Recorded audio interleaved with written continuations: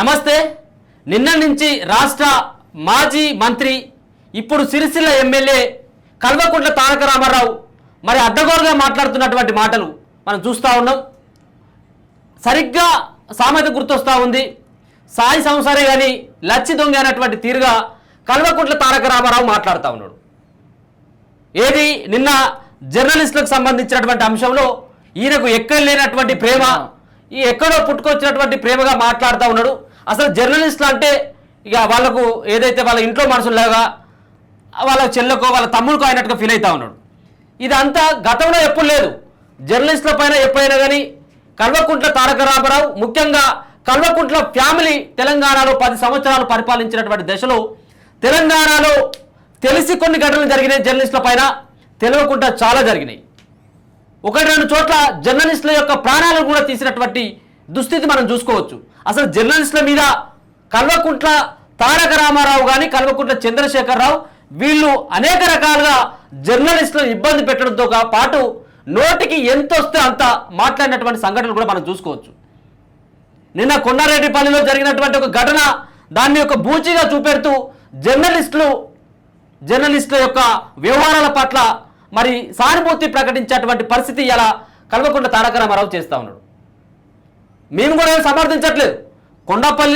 కొండారెడ్డిపల్లిలో జరిగినటువంటి సంఘటనని మేము కూడా ఖండిస్తున్నాం, కాదనట్లేము.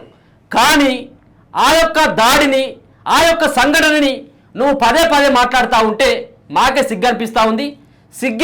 సిగ్గుతో చచ్చిపోయేటట్టుగా ఇలా కేటీఆర్ మాటలు కనపడతా ఉంది.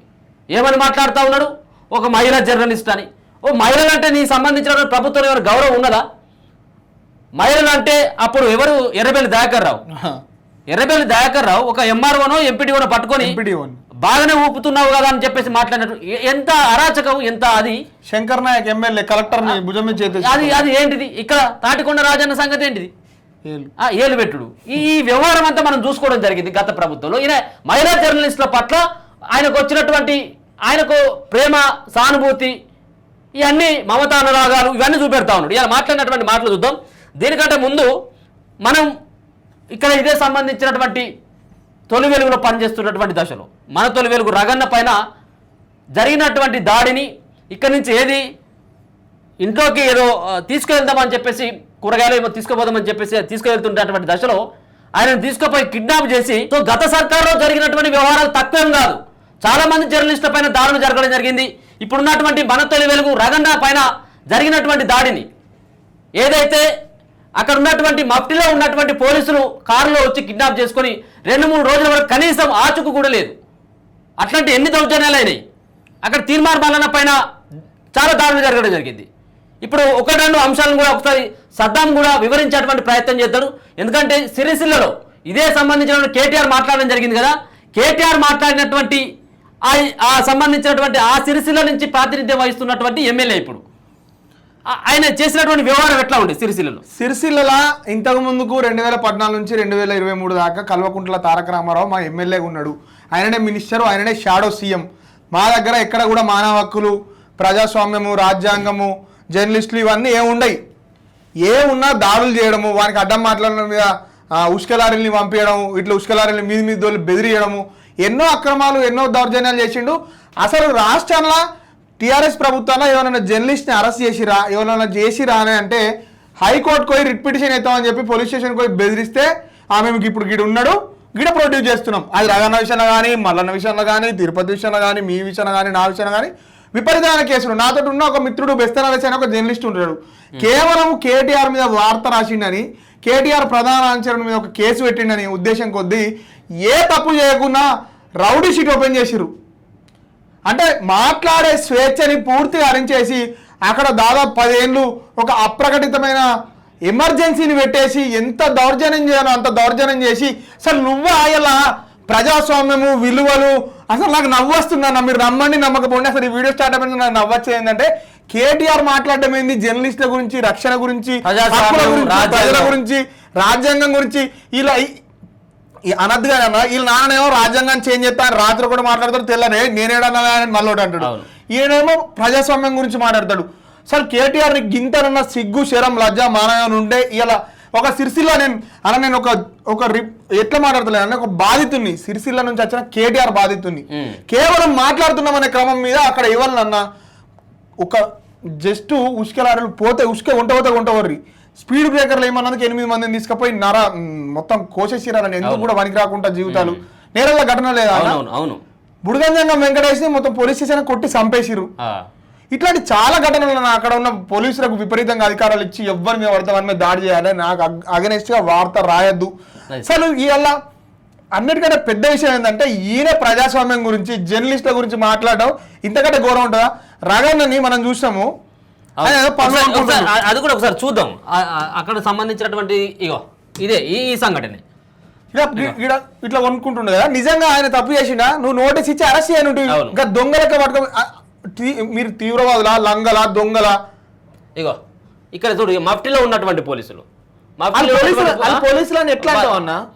వాళ్ళు పోలీసులు కాదు, వాళ్ళు దొంగలు. మఫ్టీలో ఉన్న దొంగలు ఇప్పుడు నిజంగా రగనని పట్టుక అంటే ఈయన తీసుకుపోయింది పోలీసులు అని చెప్పి వాళ్ళు అరెస్ట్ చూపించారు, లేకపోతే వాడు చంపేస్తే అంతేగా మాకేం సంబంధం అని వాడు చేతులు ఎత్తేస్తాడు కదా, వాడు దొంగలెక్క తిరుగుతాడు కూడా. ఇట్లాంటి ఘటనలు అన్నిటికీ కూడా 2014 నుంచి 2023 దాకా నీ ప్రభుత్వం, నీ నాయకత్వంలో నడిచిన, మీ తండ్రి నాయకత్వంలో నడిచిన ప్రభుత్వం బాధ్యత తీసుకోదా?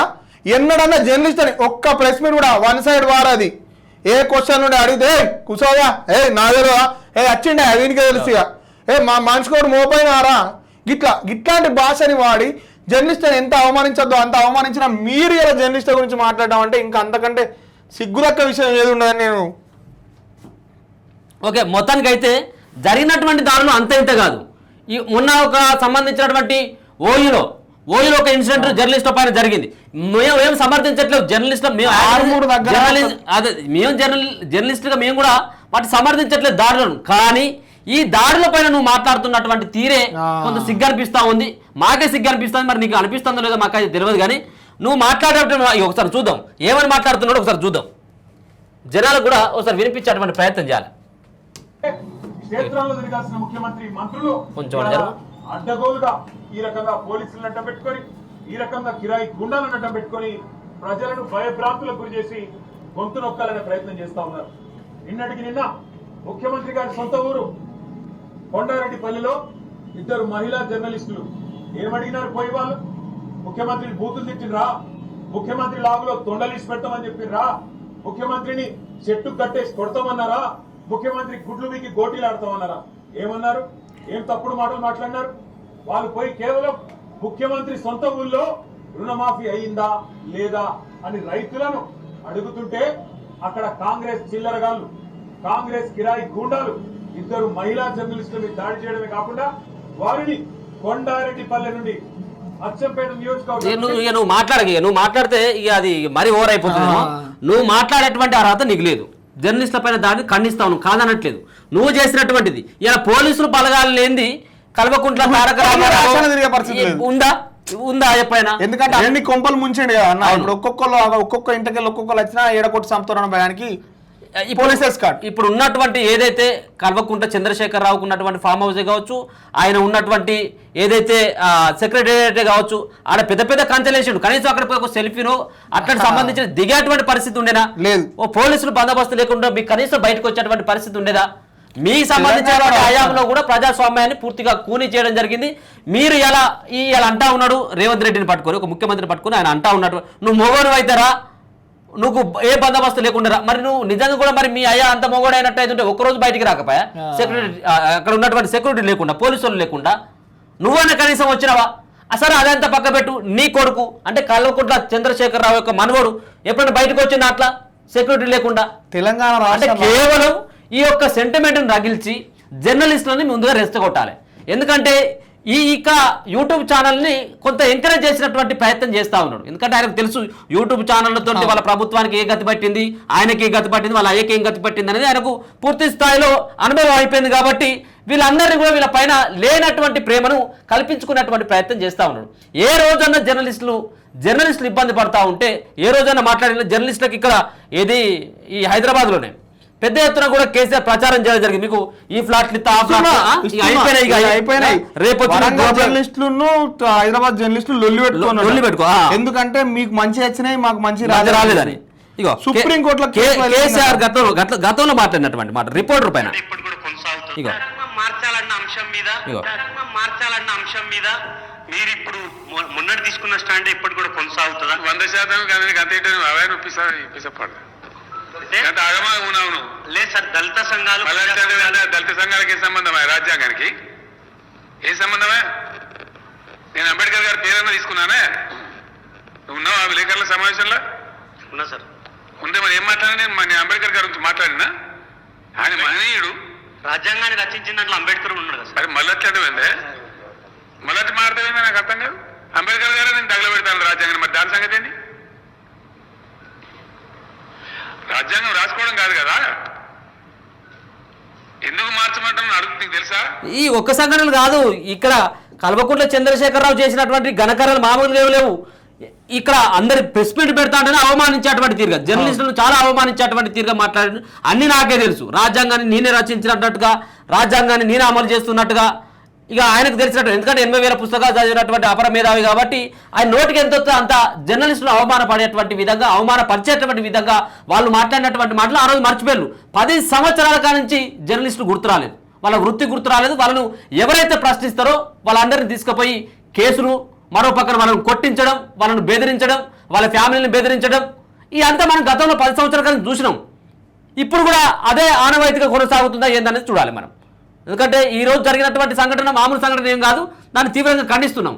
కానీ మీరు మాట్లాడొద్దు అనేది మరొకసారి సూచిస్తాం. మాట్లాడే నైతిక అర్హత మీకు లేదు. ఎందుకు అంటే మీరు ప్రభుత్వంలో ఉన్నప్పుడు 10 సంవత్సరాలు జర్నలిస్టుల మీద ఒక విచాంట్, వాళ్ళ ఫోన్ స్టాప్ చేయాలి, వాళ్ళు ఎక్కడ ఉన్నారు, ఏం చేస్తున్నారు, ఏమైనా వార్త రాస్తురా, ఎక్కడికి పోతున్నారు, ఏంది, ఒక రాధాకిషన్ నాయకత్వంలో ఒక టాస్క్ ఫోర్స్ ఏర్పాటు చేసి రాష్ట్రంలో ప్రశ్నించే గొంతుకలన్నింటినీ అణిచివేయాలని చూసిన నువ్వు ఇలా ఏ ముఖం పెట్టుకొని ఆ జర్నలిస్టులకు అన్యాయం జరిగిందని మాట్లాడుతావు?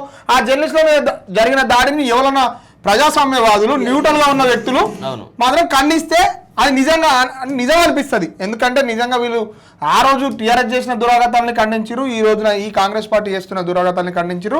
రైతు రుణమాఫీ రాలేదు, దాని మీద క్వశ్చన్ చేయాల్సింది, అక్కడెక్కడ డిబేట్ లేదు. ఇప్పుడు మన ఛానల్ నుంచే రైతు రుణమాఫీ మీద మీరు ఎన్ని వీడియోలు చేస్తారు డైలీ? రెగ్యులర్ చేస్తా ఉన్నాం. మీరు న్యూట్రల్ ఉన్నారు, ఆ రోజు నుంచి కూడా ఈ రోజు న్యూట్రల్ ఉన్నారు. మీలాంటి వాళ్ళకి మాత్రమే మాట్లాడే అర్హత ఉన్నది. కల్వకుంట్ల తారక రామారావు, నీకు మాట్లాడే నైతిక అర్హత లేదు.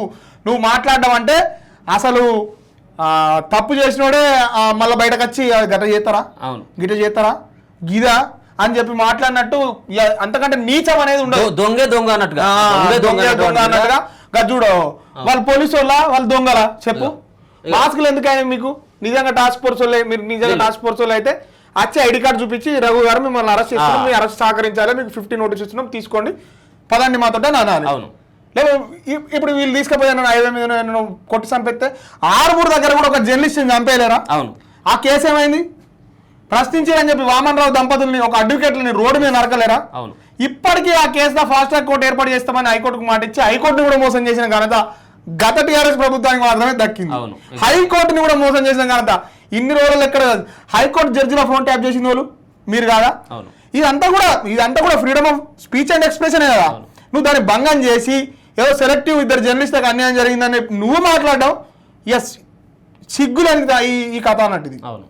చూద్దాం ఇంకా రానున్నటువంటి రోజులలో కేటీఆర్ ఆయన పెట్టుకున్నటువంటిది ఒక పెద్ద సంస్థనే పెట్టుకోవడం జరిగింది. కొన్ని యూట్యూబ్ ఛానల్ పెట్టుకుని వాళ్ళని ఉసుకొల్పి ఏదేమైనప్పుడు కూడా కల్వకుంట్ల ఫ్యామిలీ యొక్క వ్యవహారం, ఆయన వాళ్ళ యొక్క వ్యవహరించినటువంటి తీరు, గతంలో చేసినటువంటి వీళ్ళు ఏదైతే ఒక కుట్రలు కుతందరూ జర్నలిస్టుల పైన చేయడం జరిగిందో ఇదంతా జర్నలిస్టులకు తెలుసు, యావత్ తెలంగాణ సమాజానికి తెలుసు. ఎవరు కూడా ప్రెస్టేషన్ లో ఉన్నాడు. ఇప్పుడు 10 సంవత్సరాల పాటు పరిపాలించి ఒకటిసారి అధికారం కోల్పోయిన తర్వాత అసలు ఇప్పటి వాళ్ళు కూడా అధికారంలో ఉన్నట్టుగానే బిహేవ్ చేస్తా ఉన్నారు. ఇంకా ఇంకొక చిన్న విషయం అన్న, తెలంగాణ రాష్ట్రంలో ప్రగతి భవన్ ముందట ఉన్న కంచెని తీసేస్తామనేది ఎలక్షన్ మేనిఫెస్టోలో పెట్టాల్సిన అవసరం వచ్చింది అంటే నిర్బంధం ఏ స్థాయికి చేరింది ఒక్కసారి మీరు ఆలోచన చేయండి.